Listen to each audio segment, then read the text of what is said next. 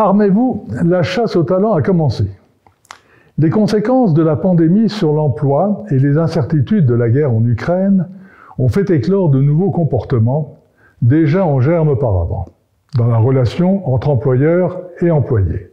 L'augmentation de la mobilité, la tension sur le marché de l'emploi et de nouvelles attentes de la part des salariés, primes d'embauche, télétravail, horaires flexibles, Fridaywear et sans rendez-vous, reconnaissance de leurs compétences, égalité des sexes, diversité et inclusion, ou encore lutte contre le réchauffement climatique, montrent qu'il faut repenser les méthodes de recrutement et de fidélisation des talents. C'est particulièrement vrai des jeunes de 18 à 25 ans, la fameuse génération Z.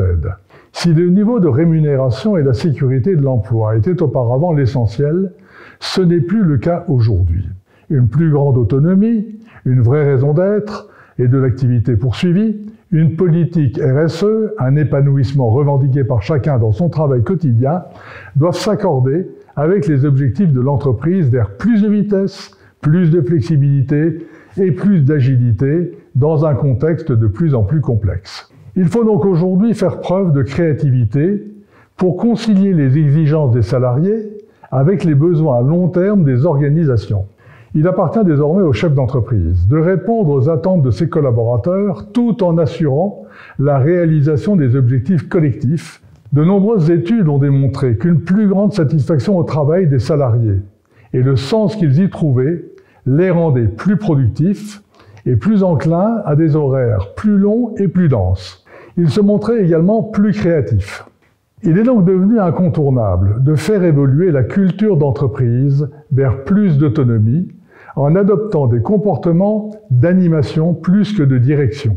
En effet, les personnes qui estiment avoir une large autonomie et le soutien de leur hiérarchie pour prendre des initiatives s'engagent généralement bien plus à fond dans leur travail que les autres. Le défi pour les entreprises est donc de créer cet environnement positif qui encourage certains employés à s'entraîner les uns les autres, à prendre des initiatives et à saisir toutes les occasions de développer leur activité. Cela signifie aussi qu'il vaut mieux, dans son attitude, se concentrer sur les opportunités plutôt que sur les problèmes, déléguer la prise de décision et encourager l'autonomie, l'agilité et le changement. Cela suppose aussi qu'une solide culture d'entreprise garde aux décisions décentralisées la cohérence nécessaire et que les objectifs soient clairs et connus de tous. Si vous voulez recruter les meilleurs, il faut leur promettre du sens à leur action et des opportunités de développement personnel. Ils ne cherchent plus simplement à occuper un emploi, mais bien à continuer à apprendre, à développer leurs compétences ou à en acquérir de nouvelles. Et de plus, ils veulent être compris et reconnus. Ils veulent enfin préserver l'équilibre entre vie personnelle et vie professionnelle.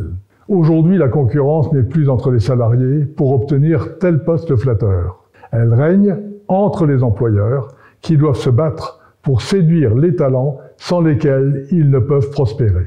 Si cette vidéo vous a plu, abonnez-vous à ma newsletter, à ma chaîne YouTube, téléchargez mon livre gratuit, les liens sont juste en dessous. À bientôt!